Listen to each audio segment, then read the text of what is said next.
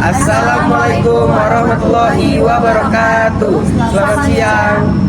Kami dari kelompok 1 ingin mempresentasikan materi tentang keberagaman, kesetaraan, dan inklusi dalam organisasi.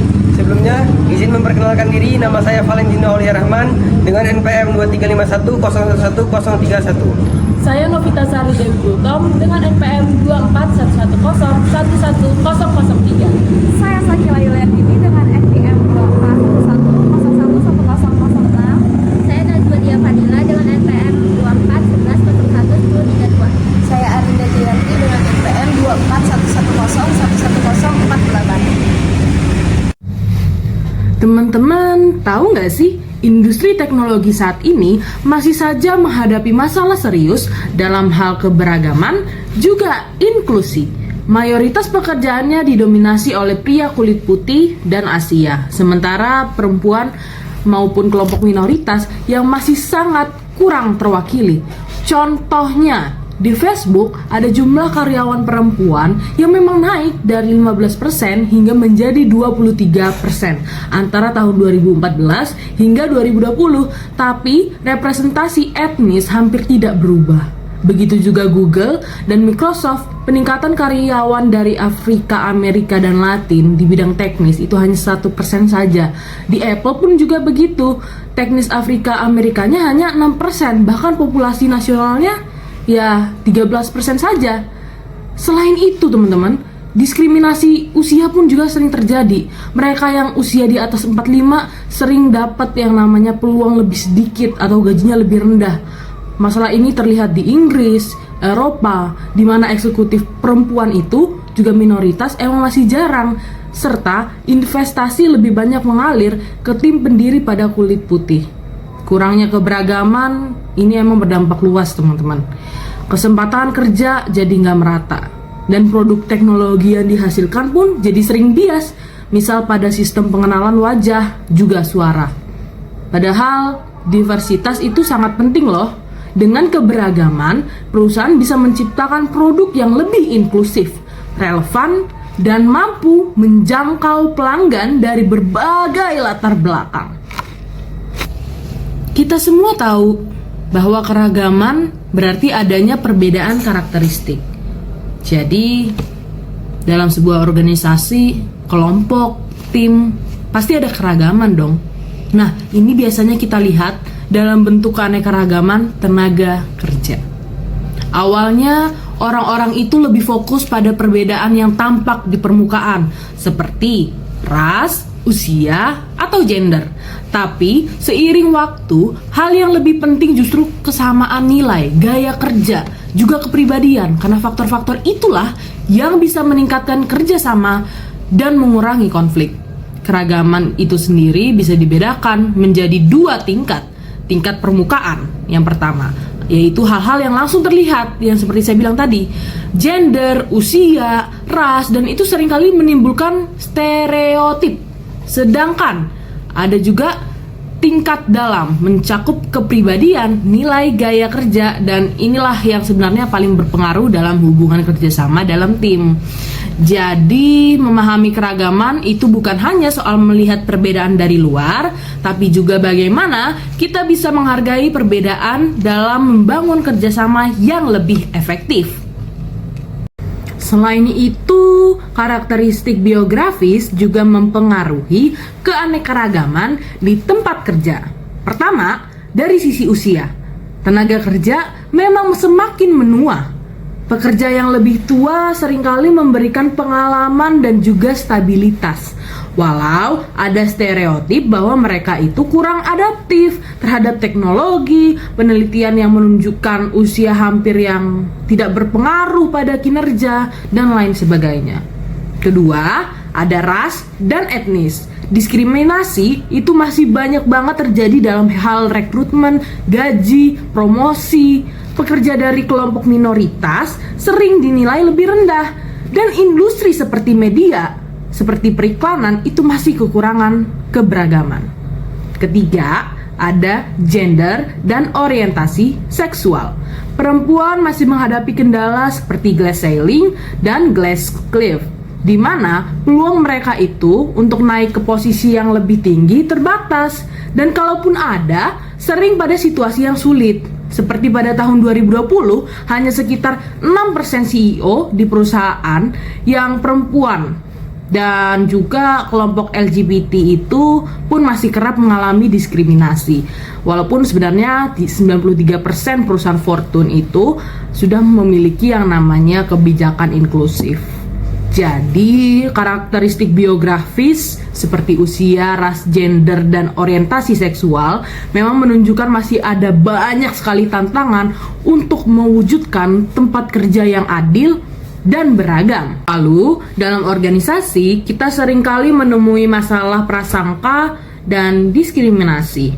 Prasangka itu adalah sikap umum terhadap kelompok maupun anggota. Itu bisa negatif, tapi juga bisa positif, yang bisa disebut dengan benevolent prejudice. Sedangkan diskriminasi adalah tindakan nyata yang muncul akibat prasangka.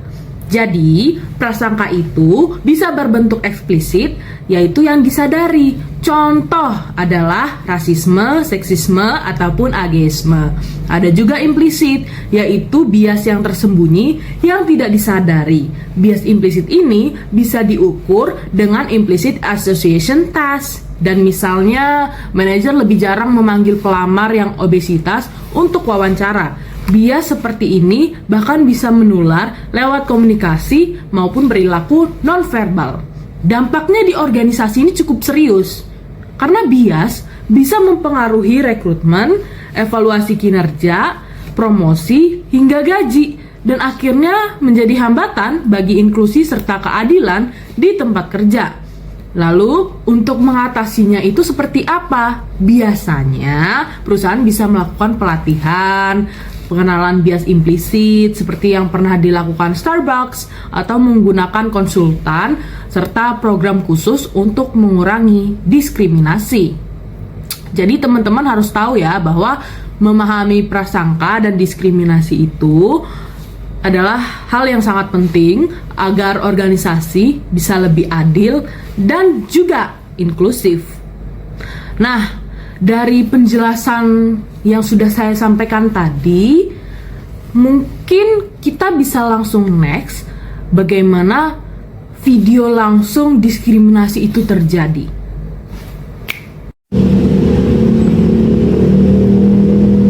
Oh, gila.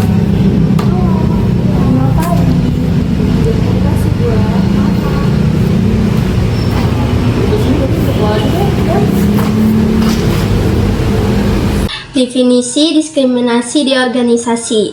Tindakan memperkuat keunggulan satu kelompok atas kelompok lain. Contohnya, perekrutan, promosi, evaluasi, gaji, dan penggunaan media sosial. Adapun bentuknya, dampak berbeda. Tidak disengaja, praktik netral berdampak diskriminatif. Perlakuan berbeda. Disengaja, bersifat diskriminatif langsung. Selanjutnya yaitu dampak bagi karyawan, stres, kepuasan kerja rendah, dan masalah kesehatan. Selanjutnya, dampak bagi organisasi, turunnya produktivitas, konflik, dan turnover tinggi. Yang selanjutnya yaitu ada tren, diskriminasi makin luas, ejekan, pengecualian, bias terselubung.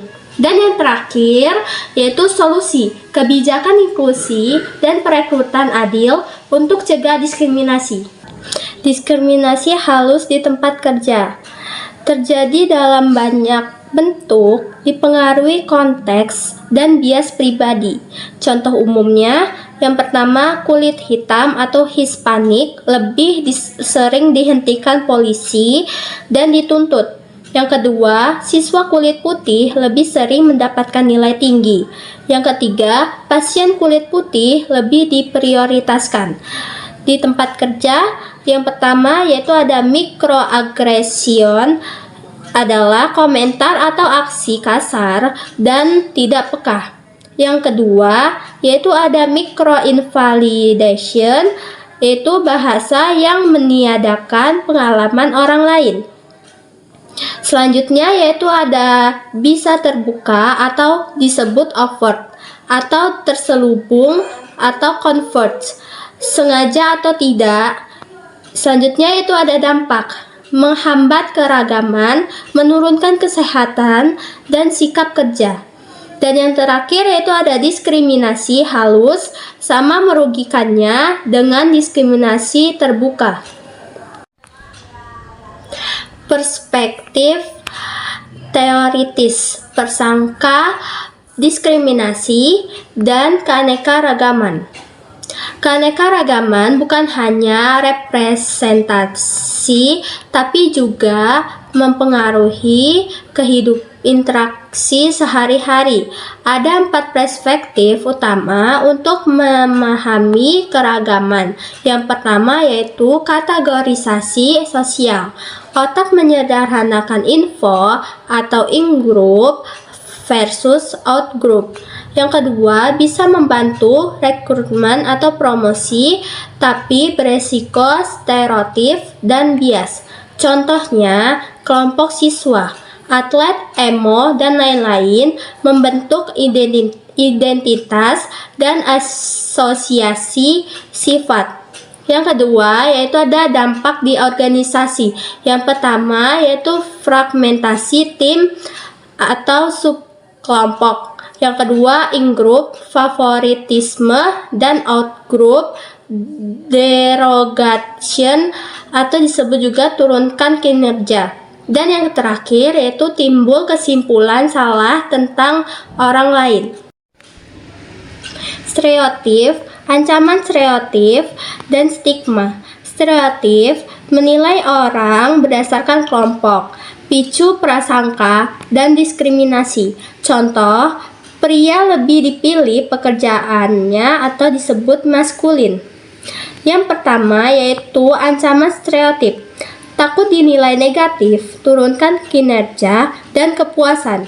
Dampak buruk pada tes, evaluasi, negosiasi, dan interaksi. Yang kedua, solusi. Perlakuan individu, kurangi mikroagresi, pakai penilaian objektif. Dan yang terakhir ada finance. Yang pertama, stigma. Identitas atau atribut negatif, misal orientasi seksual dan gender. Dan yang kedua yaitu ada dampak, stres, pengaruh pada kerja dan relasi. Dan yang terakhir ada mengungkap identitas. Bisa ditingkatkan kesejahteraan dan hasil kerja.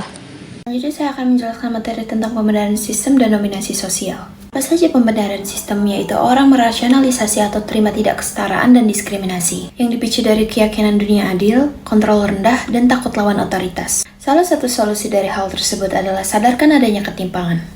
Sedangkan dari dominasi sosial, diskriminasi muncul dari hierarki sosial yaitu dominan vs subordinate. Ada pula SDO yaitu Social Dominance Orientation yang mendukung pada hierarki dan superioritas. SDO tinggi lebih dari prasangka, diskriminatif, dan suka organisasi homogen. Sedangkan di implikasi organisasi manajer atau SDO tinggi dapat menolak keberagaman, yang berpengaruh pada rekrutmen, perlakuan karyawan, dan integrasi keberagaman. Persimpangan identitas saling berinteraksi berdasarkan usia, ras, atau gender. Juga bisa timbul jeopardi ganda atau diskriminasi berlapis. Sebagai contoh yaitu perempuan minoritas alami diskriminasi ganda. Implikasi organisasi mencakup tiap karyawan atau mosaik unik berinteraksi dengan kompleks. Juga pendekatan multikultural yaitu mendukung kebijakan inklusi dan keberagaman. Lalu apa sih mosaik budaya? Mosaik budaya adalah individu atau kumpulan ubin berdasarkan biografi, demografi, asosiasi, dan lokasi. Ubin berbeda dapat muncul sesuai konteks, sebagai contoh rumah versus kerja. Lalu CMB yaitu mengurangi prasangka dan diskriminasi juga meningkatkan penerimaan. Keragaman dalam tim bisa membawa konflik awal tetapi juga peluang inovasi. Selanjutnya dinamika keanekaragaman, yaitu dalam jangka panjang, tim beragam yang mampu mengelola perbedaan akan lebih kreatif, terbuka, dan berprestasi tinggi. Kemudian keragaman fungsional yaitu skill dan pengalaman dapat meningkatkan kreativitas kerja dan kinerja jika dikelola dengan baik. Keragaman nyata dan keragaman yang dapat dirasakan, salah satu contohnya adalah persepsi tidak adil muncul yang dapat memicu masalah. Selanjutnya ada pula keberagaman, kesetaraan, dan inklusi dalam organisasi. Keberagaman sendiri dalam organisasi dapat mencakup perbedaan latar belakang, budaya, gender, dan agama. Hal ini dapat menjadi sumber kekuatan baru karena mendorong munculnya ide-ide baru, kreativitas, serta peningkatan kerja. Namun, keberagaman juga berpotensi menimbulkan konflik apabila tidak dikelola dengan tepat. Oleh karena itu, manajemen keberagaman sangat penting dalam menjaga keseimbangan di tempat kerja. Baik, selanjutnya adalah keberagaman dalam tim. Keberagaman dalam tim ini terbagi menjadi dua. Yang pertama ada tim yang heterogen dan yang kedua ada tim yang homogen. Keberagaman dalam tim ini terlihat dari komposisi anggotanya. Tim yang heterogen ini biasanya kaya ide dan lebih inovatif karena setiap anggotanya memiliki sudut pandang yang berbeda. Namun, adapun tantangannya adalah potensi konflik yang lebih besar karena adanya perbedaan pendapat. Terus, kalau tim yang homogen ini lebih stabil, mudah bekerja sama dan jarang terjadi konflik. Tetapi, ide yang muncul ini cenderung terbatas. Artinya, keberagaman perlu dikelola agar kelebihan dari tim heterogen bisa dimaksimalkan tanpa menimbulkan masalah besar. Selanjutnya ada perspektif budaya. Perbedaan budaya itu menjadi salah satu faktor penting dalam mempengaruhi cara kerja organisasi. Menurut Hofstede, dimensi budaya meliputi jarak kekuasaan, individualisme, hingga orientasi jangka panjang. Sementara itu, Globe memperluas kajian dengan menambahkan aspek seperti kesetaraan gender, orientasi kerja, dan kemanusiaan. Selain itu, budaya suatu masyarakat juga bisa bersifat ketat, dengan norma yang sangat kuat atau longgar, yang lebih fleksibel dan toleran. Pemahaman perspektif ini penting agar organisasi bisa menyesuaikan diri dengan budaya kerja yang berbeda-beda. Materi selanjutnya adalah faktor yang mempengaruhi. Keberagaman juga dipengaruhi oleh beberapa faktor-faktor lain seperti agama, ekspatriasi, dan kecerdasan budaya. Agama itu misalnya dapat menentukan praktik kerja, termasuk aturan berpakaian dan hari libur keagamaan. Bagi karyawan ekspatriat yang ditempatkan di negara lain, proses adaptasi menjadi tantangan besar yang membutuhkan dukungan organisasi. Karena itu, kemampuan yang disebut cultural intelligence atau kecerdasan budaya sangat diperlukan, yaitu kemampuan memahami, menghargai, dan menyesuaikan diri di lingkungan multikultural. Hal ini membantu menjaga keharmonisan sekaligus meningkatkan efektivitas kerja tim. Materi selanjutnya adalah strategi manajemen keberagaman atau DEI. Untuk mengelola keberagaman, organisasi bisa menerapkan strategi DEI, yaitu Diversity, Equity, dan Inclusion. Diversity berarti menghargai perbedaan, baik dari sisi latar belakang, budaya, maupun cara berpikir. Equity memastikan adanya kesempatan yang adil, sehingga semua orang memiliki peluang yang sama untuk berkembang. Inclusion menciptakan rasa diterima, di mana setiap individu itu merasa dihargai sebagai bagian dari organisasi. Dengan strategi ini, keberagaman tidak hanya diakui, tetapi benar-benar menjadi kekuatan yang mendukung produktivitas organisasi. Baik, materi selanjutnya adalah aksi afirmatif dan inklusi. Selain strategi DEI, ada juga nih program aksi afirmatif dan inklusi yang dapat diterapkan di organisasi. Aksi afirmatif itu bertujuan memberi kesempatan kerja yang adil bagi kelompok rentan. Sementara inklusi itu menekankan pentingnya menciptakan lingkungan kerja, di mana semua orang itu bisa merasa dihargai, diterima, dan dilibatkan. Contohnya, biasa kita lihat pada Walmart di Amerika yang meluncurkan program khusus untuk veteran militer dengan target ratusan ribu tenaga kerja. Program ini bertujuan tidak hanya untuk membuka lapangan pekerjaan, tetapi juga memberi dukungan bagi keluarga veteran, tunjangan kesehatan, dan pelatihan karir.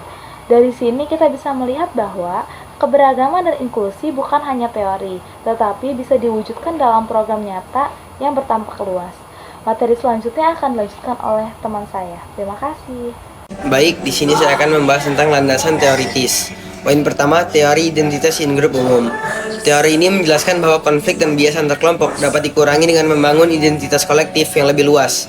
Dalam konteks organisasi, ketika karyawan dari berbagai latar belakang mengidentifikasi diri mereka sebagai bagian dari satu tim atau satu perusahaan, batas-batas antar kelompok misalnya berdasarkan etnis, gender, atau status sosial menjadi kabur. Implikasi dalam organisasi, manajemen perlu mendorong nilai dan tujuan bersama yang inklusif sehingga setiap individu merasa dirinya bagian penting dari organisasi. Poin kedua yaitu hipotesis kontak. Hipotesis kontak diperkenalkan oleh Gordon Allport. Teori ini berargumen bahwa interaksi langsung antara anggota kelompok yang berbeda dapat mengurangi prasangka dan diskriminasi. Namun, efektivitasnya bergantung pada kondisi tertentu, yaitu status yang setara, tujuan bersama, kerjasama antar kelompok, serta dukungan norma atau otoritas. Implikasi dalam organisasi, program lintas tim, mentoring inklusif atau kerja sama proyek antar departemen dapat menjadi sarana efektif untuk memperkuat inklusi selama dikelola dalam kondisi yang setara dan adil. Ya, masuk ke slide berikutnya yaitu praktik budaya dan keberagaman. Poin pertama, keberagaman sebagai strategi bisnis.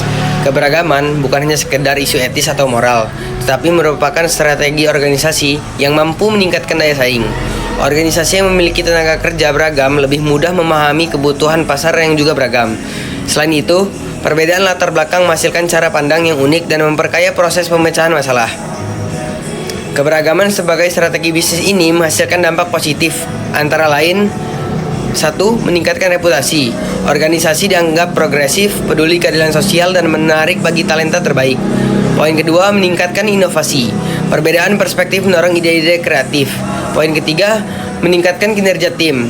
Keberagaman gaya berpikir memperkuat kolaborasi dan solusi yang lebih komprehensif. Masuk ke poin kedua yaitu budaya organisasi terbuka membuat keberagaman lebih efektif. Budaya organisasi yang terbuka berfungsi sebagai wadah yang memastikan keberagaman dapat berjalan efektif. Tanpa budaya inklusif, keberagaman justru beresiko menimbulkan segregasi dan konflik. Ciri budaya terbuka antara lain: 1. Menghargai pendapat dari semua anggota tanpa memandang latar belakang. 2. Menyediakan ruang aman bagi karyawan untuk menyuarakan ide. Ketiga, mengedepankan transparansi, empati, dan komunikasi dua arah. Masuk ke slide selanjutnya yaitu implikasi bagi manajer. Poin pertama, kesadaran terhadap bias dan stereotip. Manajer perlu memahami bahwa bias, baik yang disadari maupun tidak disadari, dapat mempengaruhi proses pengambilan keputusan, mulai dari rekrutmen, promosi, penilaian kinerja, hingga pemberian kesempatan pelatihan. Poin kedua, pengambilan keputusan berbasis bukti. Keputusan yang adil harus didasarkan pada data, indikator kinerja, dan kriteria objektif, bukan preferensi pribadi atau stereotip. Hal ini dapat mengurangi diskriminasi sistemik. Contoh, manajer yang melibatkan semua anggota tim dalam diskusi, bukan hanya kelompok dominan, sehingga keberagaman menjadi kekuatan organisasi. Masuk ke slide berikutnya yaitu kesimpulan. Keberagaman, kesetaraan, dan inklusi dalam organisasi merupakan kunci untuk menciptakan lingkungan kerja yang sehat, adil, dan produktif. Keberagaman menghadirkan perbedaan latar belakang, pengalaman, dan perspektif yang memperkaya ide serta inovasi. Sedangkan kesetaraan memastikan setiap individu memiliki akses yang sama terhadap peluang dan sumber daya. Sementara inklusi menekankan pentingnya penerimaan dan penghargaan terhadap setiap anggota organisasi agar mereka merasa dihargai serta dilibatkan. Ketiga aspek ini bila diterapkan secara konsisten mampu meningkatkan kinerja organisasi sekaligus memperkuat hubungan antar individu dalam mencapai tujuan bersama. Masuk ke slide berikutnya yaitu evaluasi. Penerapan keberagaman, kesetaraan, dan inklusi dalam organisasi masih sering menghadapi tantangan seperti adanya bias, stereotip, serta resistensi dari individu atau kelompok yang kurang terbuka terhadap perbedaan. Selain itu juga, upaya organisasi terkadang hanya sebatas formalitas tanpa strategi yang nyata yang berkelanjutan. Oleh karena itu, organisasi perlu memperkuat kebijakan, pelatihan, serta budaya kerja yang mendukung nilai DEI, Diversity, Equity, Inclusion, agar tidak hanya sekedar menjadi slogan tetapi benar-benar tercermin dalam praktik sehari-hari, sehingga manfaatnya dapat dirasakan baik oleh individu maupun organisasi secara keseluruhan. Sekian presentasi dari kelompok kami. Mohon maaf bila ada kekurangan. Terima kasih. Wassalamualaikum warahmatullahi wabarakatuh. Selamat siang.